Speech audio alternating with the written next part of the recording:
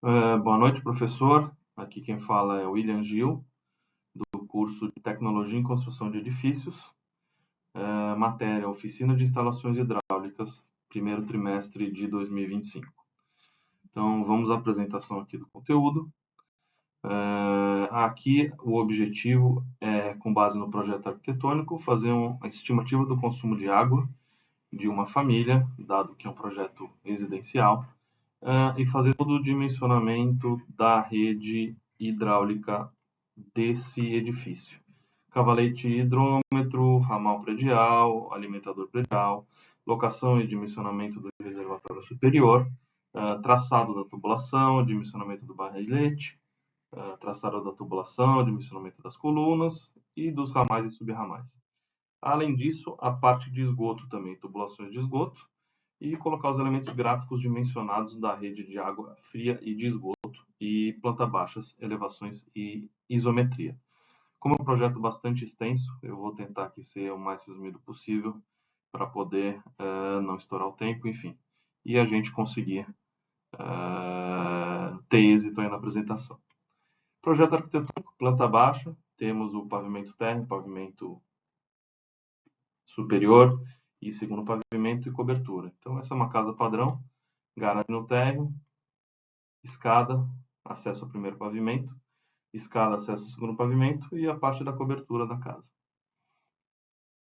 Aqui nesse projeto residencial, a gente utilizou o NTS 181 para poder estabelecer o consumo diário e a referência é 2 pessoas por domicílio, por dormitório, e aí a gente tem aí um consumo de aproximadamente 720 litros por dia, o que daria algo em torno de 21,6 metros cúbicos por mês. Tudo isso baseado em norma, baseado em tabelas referenciais, então foram feitos todos os cálculos. Aqui a gente tem o diâmetro da tubulação e a gente chegou num diâmetro de 2,18 milímetros e foi adotado 8 milímetros, que é o mínimo aí que a gente conseguiu em relação àquilo que existe no mercado.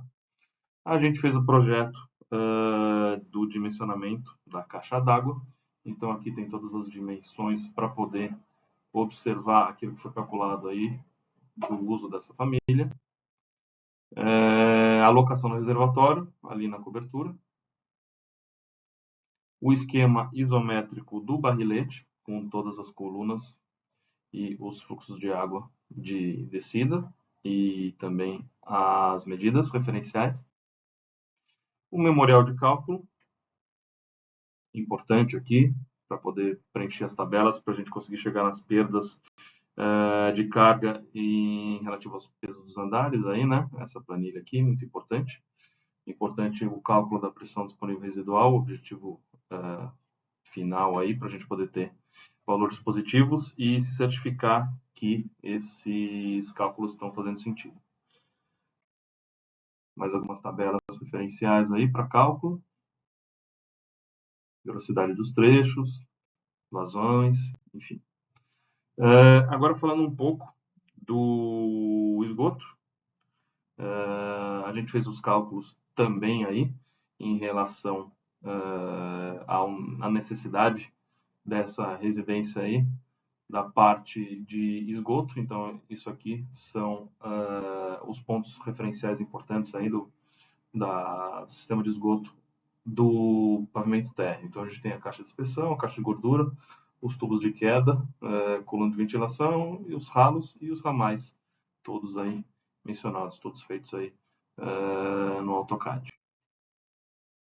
A planta baixa aqui do pavimento térreo, com algumas menções aí em relação à parte que a gente tem aí perto da escada, né? Aqui a planta baixa e o esgoto do primeiro pavimento. Importante aí as legendas para a identificação correta de cada um dos itens. Planta baixa do segundo pavimento. E, resumidamente, é isso sobre a parte aí de hidráulica. E agora vamos para a parte de elétrica. Caderno técnico aqui, Sprint 3 aí do projeto atual. Então tem bastante volume, bastante informação. E aqui a gente tem uma planta do pavimento térreo com a quantificação e posicionamento dos pontos de iluminação. Pode-se notar aí o posicionamento das tomadas, alta, baixa e média, os pontos de interruptor, os pontos de iluminação e os eletrodutos na parede de laje também. A gente tem a mesma referência para o primeiro pavimento e a mesma referência para o segundo pavimento. É importante mencionar que todas as referências de cálculo e tabelas foram obtidas da NBR 5410 e a gente fez todos os cálculos aí em relação à construção que a gente optou por selecionar como principal aí para o nosso projeto. Então a gente tem aqui também menções aí aos cômodos e as tomadas e os pontos de interruptor e os pontos de iluminação. Segundo pavimento.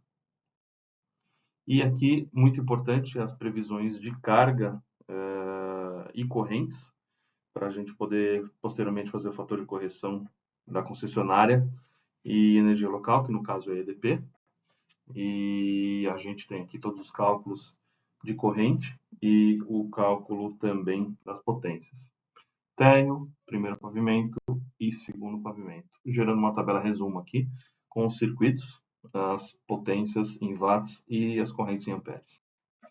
Aqui a gente tem a tabela 33 com os diferentes tipos de linhas elétricas.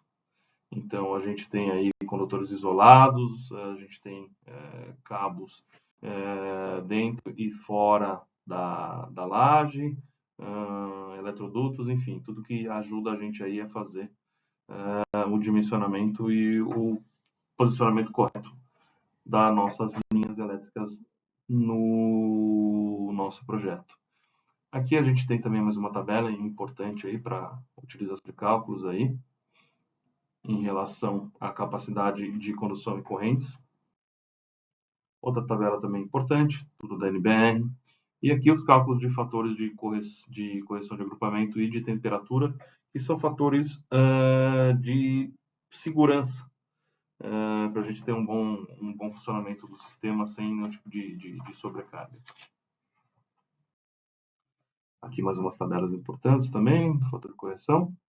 E aqui o dimensionamento dos circuitos, dos cabos e disjuntores. Então, hoje fiz esse cálculo para cada um dos pavimentos e para cada um dos circuitos. Também muita referência à NBR 5410.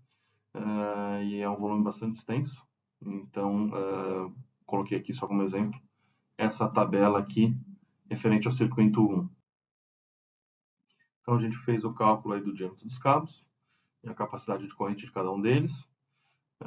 Os fatores de correção e de agrupamento e temperatura, também obtidas em tabelas presentes aí na NBR. E aqui foi adotado um disjuntor unipolar de 16 amperes, importante para a proteção do cabeamento em si, como eu disse, para evitar sobrecargas. É muito importante que seja feito o dimensionamento da forma correta. E aqui os projetos finalizados, tá, em relação a tomadas e iluminação.